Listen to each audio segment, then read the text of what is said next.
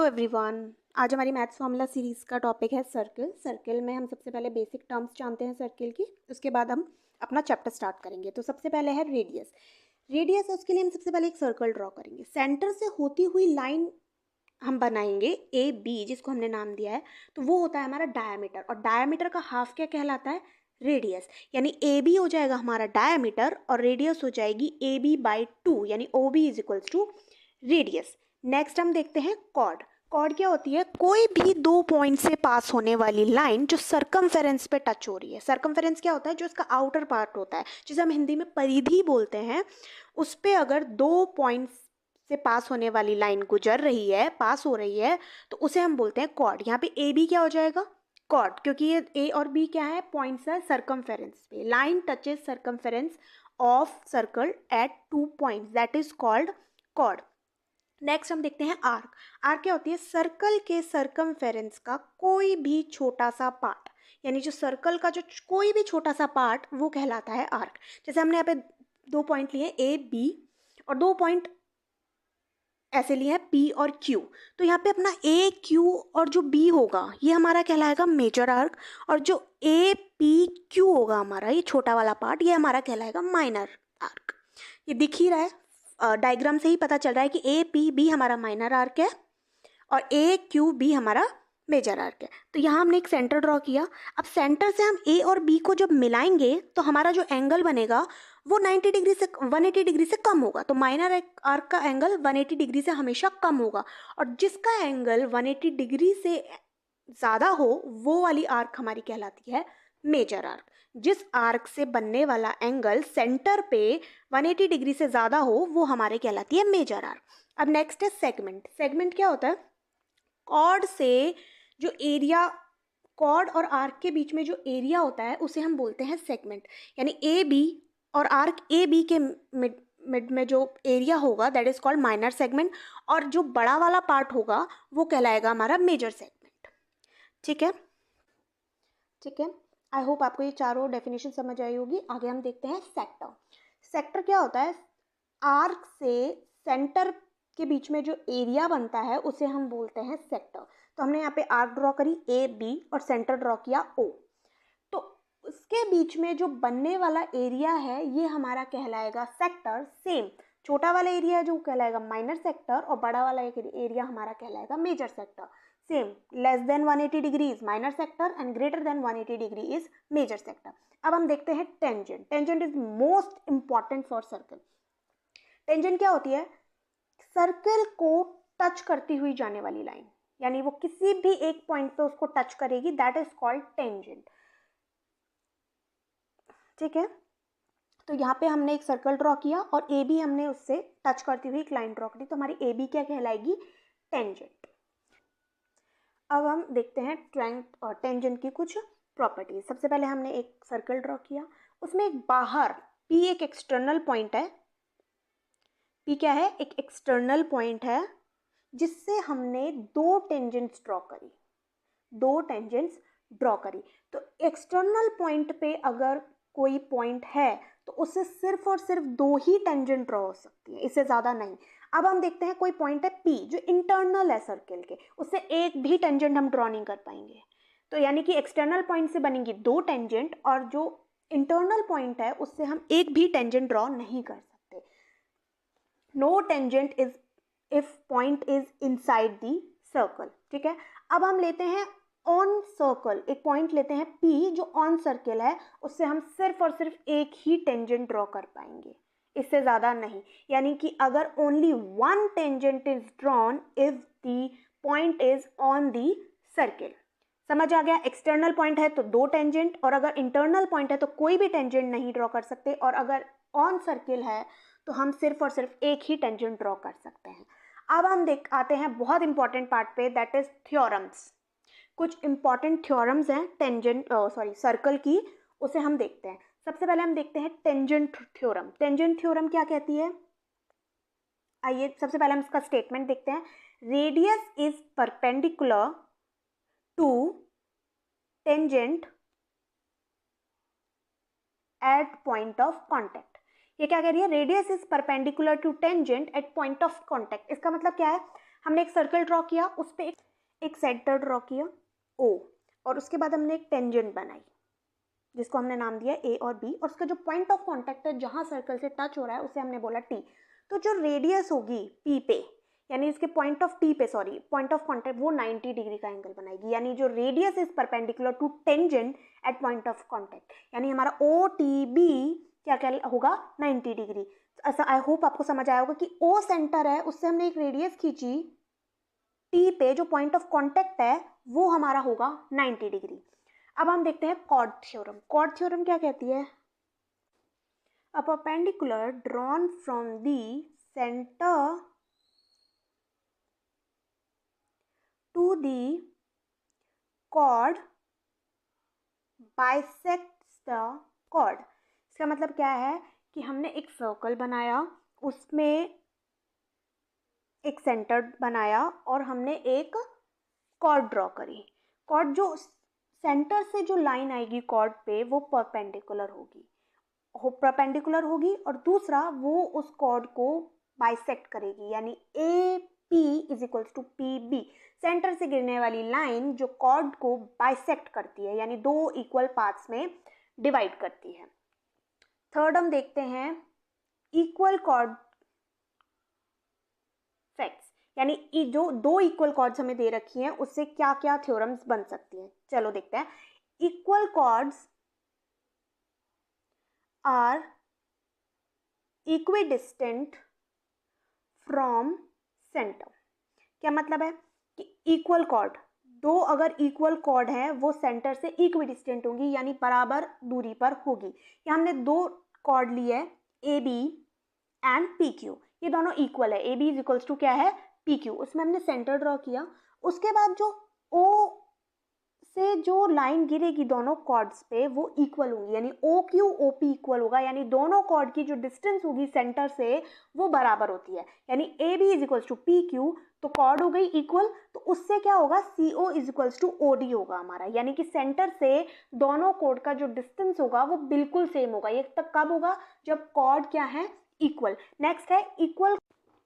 Next है हमारा equal chord make equal angle at centre, यानी कि इक्वल जो कॉर्ड्स होंगी, बराबर जो कॉर्ड्स होंगी वो सेंटर पे इक्वल एंगल बनाएगी। सॉरी ये मेरे लिखने में थोड़ी मिस्टेक हो गई है, बट आप प्लीज़ करेक्ट कर लेना। Equal chords make equal angle at centre, यानी कि अगर दो बराबर कॉर्ड है वो सेंटर पे इक्वल एंगल बनाएगी। हमने दो कॉर्ड ड्रॉ करी AB और PQ, तो सेंटर पे बनने वाला एंगल यानी एंगल AOB POQ के बराबर होगा। If and only if AB is equals to PQ, then angle AOB is equals to angle POQ, यानी कॉर्ड से इक्वल कॉर्ड से बनने वाला एंगल सेंटर पे इक्वल होगा। Equal chord make equal angle at centre. Sorry for my mistake.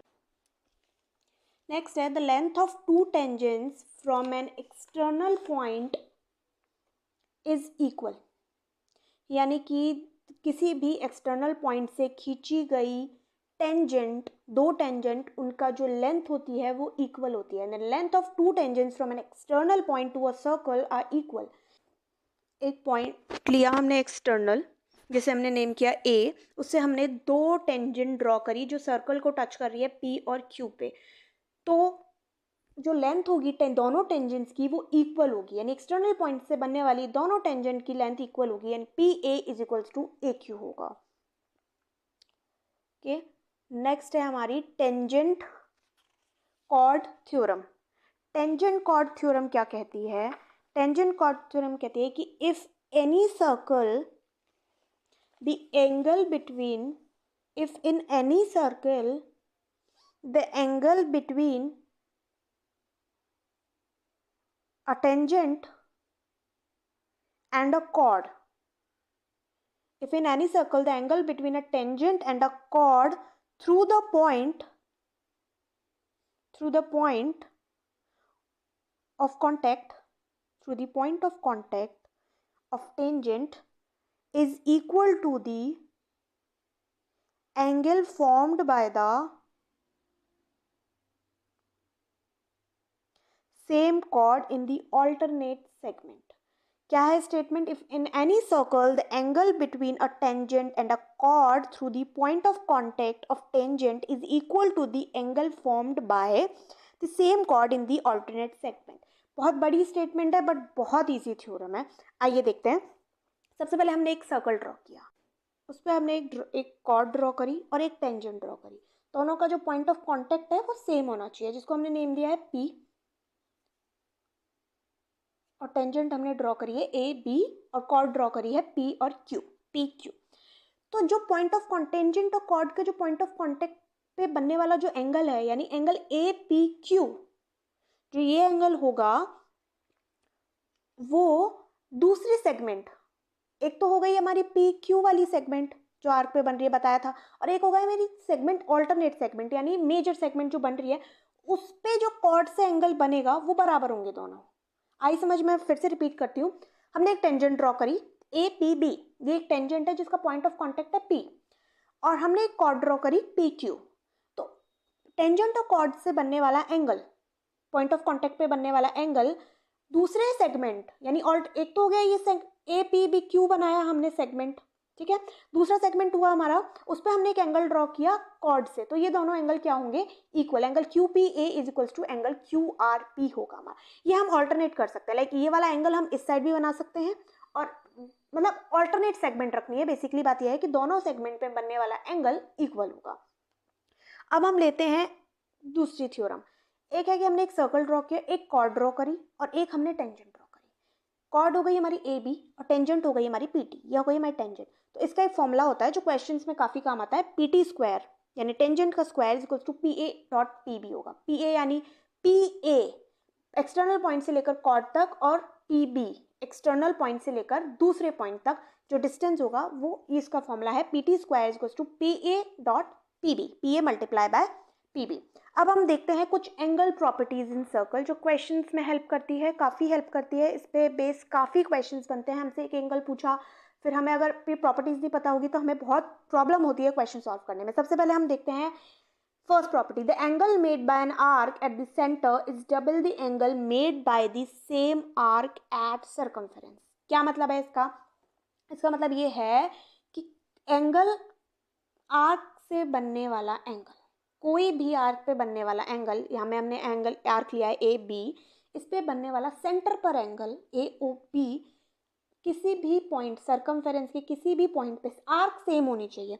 बनने वाला angle जो है वो सेंटर का हाफ होगा, या यूं कह सकते हैं कि सेंटर पे जो एंगल बनेगा वो डबल होगा सर्कमफेरेंस पे बनने वाले एंगल। लेकिन आर्क सेम होनी चाहिए, मैं बार बार ये कह रही हूँ, आर्क सेम होनी चाहिए। हमने AB आर्क पे दो एंगल ड्रॉ करी, एक सेंटर पे और एक सर्कमफेरेंस पे, तो हमारा एंगल AOB सेंटर पे बनने वाला एंगल जो है वो डबल होगा किसके? सर्कमफ्रेंस में बनने वाले एंगल के। आई होप आपको ये प्रॉपर्टी अच्छे से समझ आई होगी। अब हम देखते हैं second property, angle made by same arc in same segment are equal. ये कह रहा है कि हमने कोई भी आर्क से कोई एंगल ड्रॉ किया सर्कमफ्रेंस पे, चाहे 2 करो चाहे 4 करो चाहे 5 करो, सब जो एंगल्स हैं वो इक्वल होंगे। हमने आर्क ली AB, उस पर हमने सेम आर्क पे हमने एक सर्कमफ्रेंस पे एंगल बनाया, एक इस साइड बनाया और एक इस साइड बनाया, दो एंगल बनाए, तो ये दोनों क्या होंगे?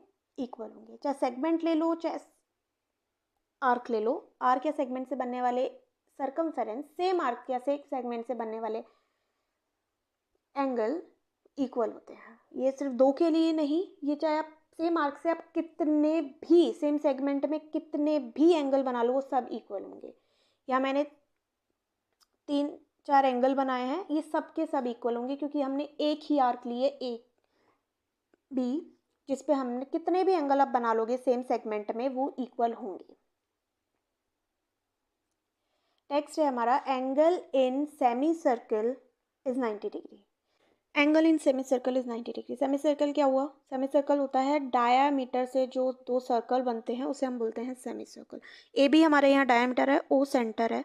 अब सर्कमफेरेंस पे कोई भी एंगल बनेगा, कितने भी एंगल बनेंगे वो सब के सब 90 डिग्री के होंगे।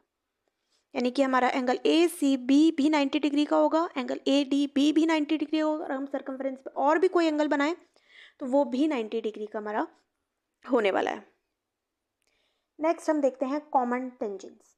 कॉमन टेंजेंट क्या हुई? कॉमन टेंजेंट हुई कि किन्हीं भी 2 सर्कल 3 सर्कल पे जो टेंजेंट हम कॉमनली ड्रॉ कर पा रहे हैं दैट इज कॉमन टेंजेंट।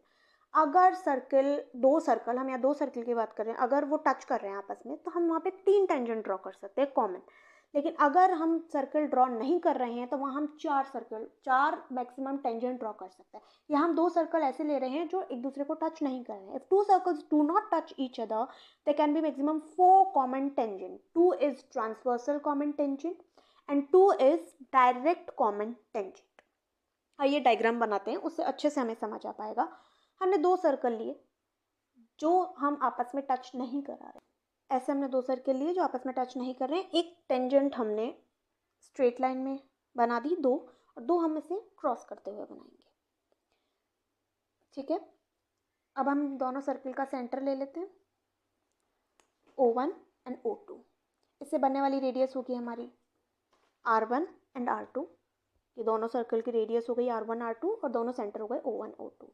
इनके बीच का जो डिस्टेंस होगा वो हमने ले लिया D, यानी दोनों सेंटर्स के बीच का डिस्टेंस हमने ले लिया D।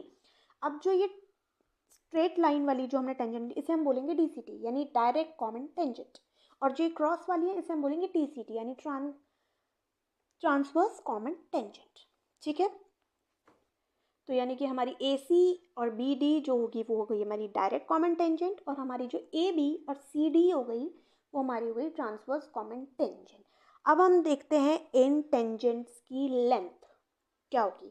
सबसे पहले हम देखेंगे length of direct common tangent, यानी कि AC और BD की हम लेंथ देखेंगे क्या होगी। तो इसका फॉर्मूला होता है D² minus R1 minus R2 का होल स्क्वायर।